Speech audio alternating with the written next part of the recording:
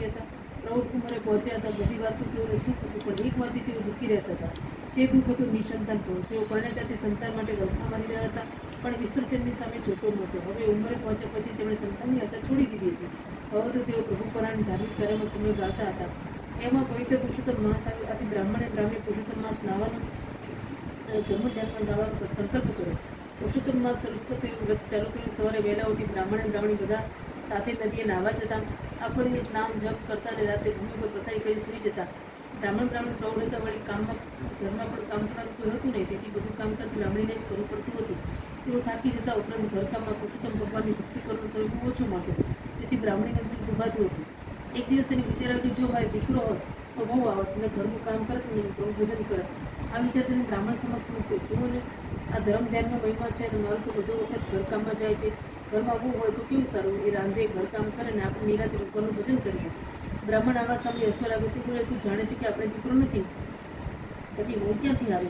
બ્રાહ્મણીએ કહ્યું, હા હું જાણું છું આપણે દીકરો નથી. દીકરો હોય તો બહુ અમાનિત છે, પણ દીકરો ન હોય તો હું આવું કંઈક ખરેખર હવે એવું કંઈક કરો. વગર દેવે દીકરે વહુ લાવો તો ખરા. બ્રાહ્મણીની આવાજ સાંભળી બ્રાહ્મણ મૂંઝવણમાં મુકાઈ ગયો અને તેને કાંઈ સૂઝતું નહોતું. આથી બ્રાહ્મણી બોલી, હું તમને એક માર્ગ દેખાડું. તમે બહારગામ ઉતરો અને કન્યા શોધી કાઢો. કન્યાના મા બાપ પૂછે તો કહી દેવાનું કે દીકરો કાશી ભણવા ગયો છે. સાથે વેદપાઠ લેતા જાઓ અને કોઈ કન્યા આપવા તૈયાર થાય તો વેદપાઠ સાથે તે કન્યાના ફેરા ફેરવી તમારી સાથે લેતા આવજો અને કહેજો કે ચોથો ફેરો અમારો દીકરો કાશીથી આવશે ત્યારે ફેરવી લઈશું. બ્રાહ્મણીની વાત સાંભળી ડગાઈ ગયો. એ પણ મનમાં વિચાર કર્યા ગયો. બ્રાહ્મણી બોલી, જેવી ભગવાનની ઈચ્છા, એકવાર કામ કરો તો પાર પાડો, પછી જેવી હરિની ઈચ્છા. બ્રાહ્મણ તો બીજા દિવસે સવારના પરમાં ખભે ખડીઓ ભરાવીને પુત્ર વધુની શોધમાં નીકળી પડ્યો. ચાલતા ચાલતા જે ગામ આવે અને બ્રાહ્મણ ઘર નજરે પડે ત્યાં કન્યાની ભાળ કાઢતો. આમ ફરતા ફરતા એક ગામમાં એક ગોર મહારાજના ઘરમાં રૂપાળી કન્યા તેને જોવામાં આવી. એ કન્યાને જોઈને બ્રાહ્મણની આંખો ઠરી. તે જોઈ બ્રાહ્મણને ઘણો આનંદ થયો. તેને મનમાં કહ્યું, જો આવી ઘરમાં હોય તો ઘર દીપી ઉઠે.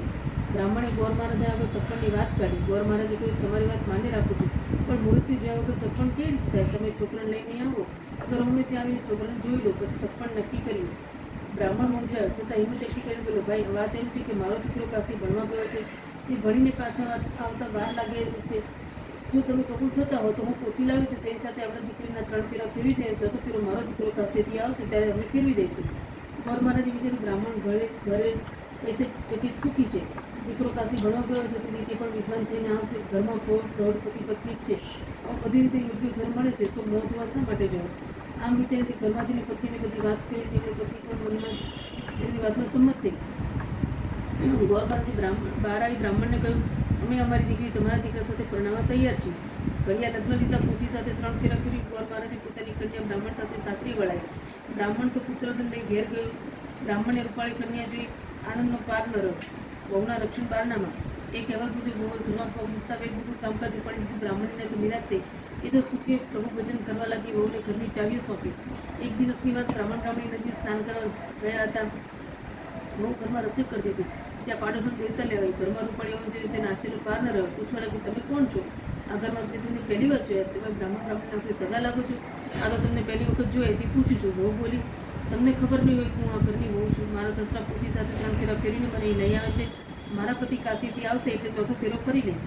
આ સાંભળી પડોશોને ખડખડાટ હસવા લાગી. તે બોલી, બહેન, આ બ્રાહ્મણીને કોઈ સંતાન જ નથી, તેઓ તો વાંચ્યા છે. પડોશીની વાત સાંભળી વહુનું કાજુ ચીરાઈ ગયું ને એ રડવા લાગી. થોડી વાર બ્રાહ્મણી નદીથી પાછા પડ્યા. વહુને રડતું જોઈને બ્રાહ્મણને પૂછવા લાગી, દીકરી તો શા માટે રહે છે? જવાબમાં વહુએ પડોશોને કહેલી વાત કહી. વહુની વાત સાંભળી બ્રાહ્મણી ચોંકી ગઈ. છતાં બ્રાહ્મણીએ હિંમત રાખી. વહુને માથે હાથ મૂકી આશ્વાસન આપતા કહ્યું, વહુ, અમે પૈસાવાળા છીએ એટલે અધિકાર લોકો અમારા માટે ગમે તેમ બોલે છે. તેઓ અમારું સુખ સાધી શકતા નથી, તેથી અમારી નિંદા કરે છે. તું જ વિચાર કરને, કોઈ દીકરા વગર વહુ લાવે ખરા? મારા 7 ઓરડા અને 3 માળવાળી હવેલીનો ભોગવનાર મારો જીવન જો દીકરો છે. વળીથી એટલો બધો રૂપાળો અને તેજસ્વી છે કે તેને જોતાં જ આંખો સમજાય છે. તેને જોઈને તું કહી શકે, જેણે 5 આંગળીએ ભગવાનને પૂજ્યો હોય તેને આવો વર મળે.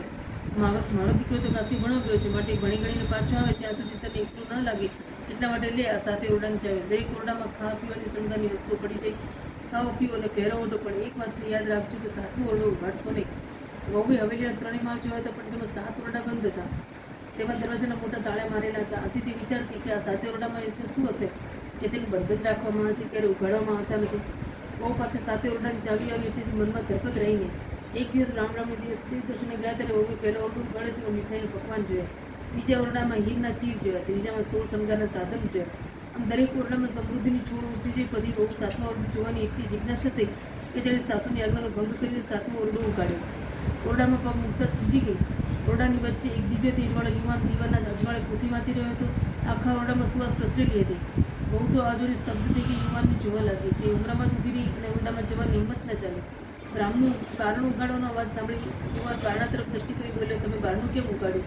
બારણું બંધ કર્યું તો મારા માતા પિતાનું પુરુષોત્તમ માસનું વ્રત તૂટશે, વેદનો પાઠ અધૂરો રહેશે. તમે પોતી સાથે 3 ફેરા ફર્યા એ હું જાણું છું. વ્રત પૂર્ણ થયા પછી 4થો ફેરો હું ફરીશ. વહુની આંખમાં હર્ષના આંસુ હતા. તેણે તરત બારણું બંધ કર્યું. ત્યારે તેના સાસુ સસરા મંદિરેથી દર્શન કરીને પાછા ઘેર આવ્યા. ત્યારે તે ઠાવકી તેને અનાજ સાફ કરી હતી. ત્યારે સાસુ સસરાને જમવા બેસાડી દઈને પોતે પણ જમી લીધું. પરંતુ પોતે આજ્ઞાનો ભંગ કરીને સાતમો ઉગાડ્યો હતો તે વાત કોઈને ન કરી. હવે તે સારી રીતે સાસુ સસરાની સેવા ચાકરી કરતી હતી. દરેક તેને જમાડતી હતી. આમને આમ પુરુષોત્તમ માસ પૂર્ણ થયો. હવે વ્રતના ઉજવણા થવા માંડ્યા. બ્રાહ્મણ ગામની પણ સારી રીતે વ્રતનું ઉજવણું કર્યું. વહુને થયું કે હવે મારા પતિ મારા માટે સાસુ સસરાને પૂછ્યું. તેણે સાસુ સસરા પાસે જઈને પૂછ્યું, પુરુષોત્તમ માસ પૂરો થયો તેનું ઉજવણું પણ થઈ ગયું. મારા દીકરાને બોલાવો. એટલું હું તેની સાથે 4થો ફેરો ફરી ગયો.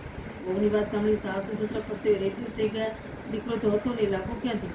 તેમની લાજ પુરુષોત્તમ ભગવાન સિવાય કોઈ રાખે તેમ નહોતું. તેમણે વહુને કહ્યું, વહુ તમે ફિકર ન કરો, થોડા જ દિવસ હું મારા દીકરા સાથે 4થો ફેરો ફેરીશ. હવે બહાનું કરાય તેમ નહોતું. આવડું જવાની ઘડી આવી પહોંચી. તેઓ પુરુષોત્તમ ભગવાનને યાદ કરી સહાય કરવા મનમાં ગણગણી રહ્યા હતા. સાસુ સસરાને મૂંઝાતા જોઈ વહુ બોલી, તમે આમ મૂંઝાવ છો શા માટે? તમારા દીકરાને બોલાવું છું. બ્રાહ્મણ ગામની ચકી થઈને એકબીજા સામે તાકી રહ્યા. તેમને લઈને બહુ સાતમા ઓરડામાં આગળ આવીને બારણું ઉગાડ્યું. ઓરડામાંથી તેજસ્વી પુરુષોત્તમ ભગવાન બહાર આવ્યા. યુવાનનું તેજસ્વી રૂપ જોઈને બ્રાહ્મણ ગામની સમજી ગયા કે યુવાન તે જ પુરુષોત્તમ ભગવાન છે. તેમના વ્રતના પ્રભાવે પ્રસન્ન થઈ આ લીલા તેમણે કરી છે. તેઓ સ્વયં તેમના પુત્ર તરીકે પ્રગટ થયા છે. ભક્તની લાજ રાખવા તેઓ સ્વયં પધાર્યા છે. બ્રાહ્મણ બ્રાહ્મણી તેમના પગમાં પડ્યા અને ગળે લગાવ્યા. બહુ પણ યુવાનને પગે પડી. તે જ દિવસે બ્રાહ્મણના ઘરે ચોરી રચાઈ. ચોરીમાં ગોર મહારાજ હસ્તમેળાપ કરાવી 4થો ફેરો ફેરો. આમ લગ્ન વિધિ પૂર્ણ થતાં બહુ હર્ષકેલી બની ગઈ. બ્રાહ્મણ બ્રાહ્મણી પણ હર્ષ પામ્યા.